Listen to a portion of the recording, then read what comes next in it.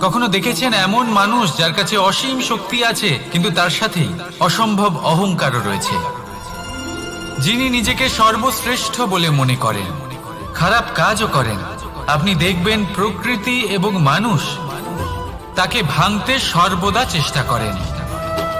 মনে রাখবেন, যতই সুবিশাল পর্বত হোক না কেন, তা যদি পথে পড়ে তাকে ভেঙে পথ প্রশস্ত করা হয়। যদি আপনার কাছে বল থাকে, শক্তি থাকে, পরাক্রম থাকে, তাহলে তার সদ্ব্যবহার করুন, কাউকে সাহায্য করুন, কাউকে রক্ষা করুন। যদি আপনি আপনার শক্তির দুর্ব্যবহার করেন, তাহলে মনে রাখবেন আপনি নিজের বিনাশ নিজেই আমন্ত্রণ করছেন।